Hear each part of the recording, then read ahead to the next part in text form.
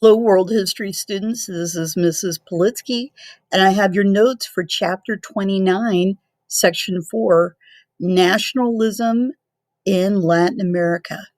And before we get going here, I just want to mention what nationalism means. It's kind of like pride in one's country or one's region or one's group of people. And this was really kind of a theme that was happening not just in Latin America, but worldwide.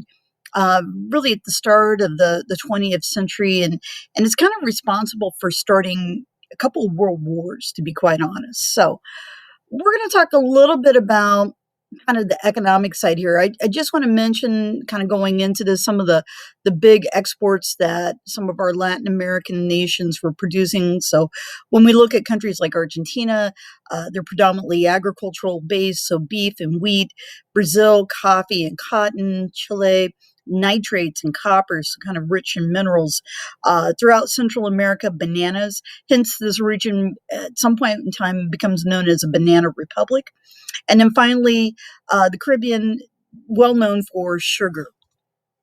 So, Latin American countries relied on Western nations because many lacked money to invest in their own economies. And so, U.S. companies built factories and other production facilities in Latin America because the region had too many natural resources that could be used and manufacturing, and U.S. companies wanted to control how these resources were going to be used. The United Fruit Company was a U.S. owned company that owned land and packing plants and railroads in parts of Central America, aka a banana republic, if you want to call it that.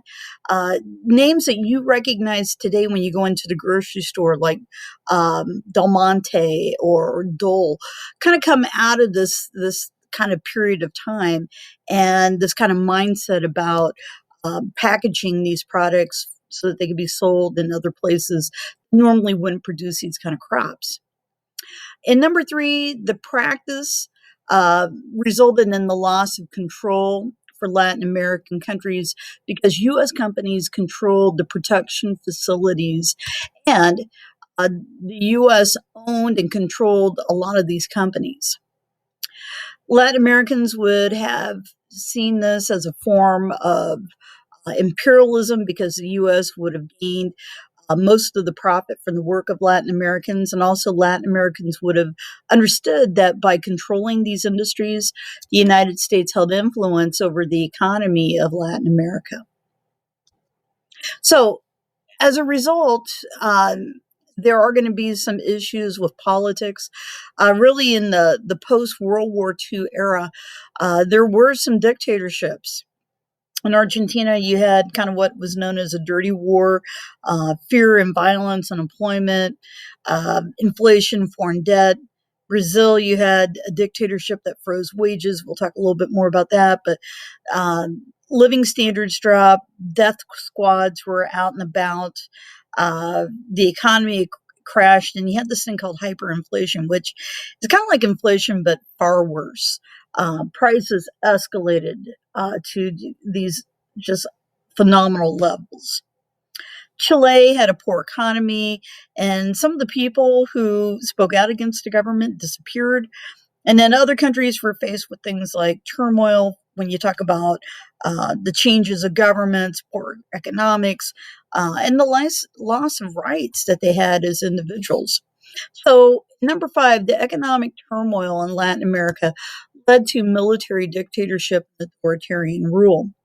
In Argentina, strikes by industrial workers led to a military overthrow of the government and the reestablishment of large landowner dominations. In Brazil, the effect of the Great Depression of the 1930s on the coffee industry led the military to install as their president Getulio Vargas, who becomes like a dictator. And just kind of going through some of the things about Vargas's rule, he did make himself a dictator in 1937. He established an authoritarian state that had features of fascism. And if you note the year here, the 1930s, fascism, not an unknown form of government. If you look at countries like Germany and Italy, the rise of Adolf Hitler and Benito Mussolini, or in Spain, Francisco Franco. He's ruling along those kind of lines. And, when World War II kind of is in its final days, countries like Brazil and Argentina become kind of a refuge for fascists who are trying to flee Europe. And part of that is because they have governments that were, for the most part, very open to that form of government. Anyway, civil rights, they restricted the rights of many people. They used secret police to silence dissidents. The economy, they did establish a steel industry. They set up companies to explore for oil. They did try to diversify their agricultural products, but needless to say, for the benefits, you're going to sacrifice. And there were some rough years down in Latin America. Thank you very much.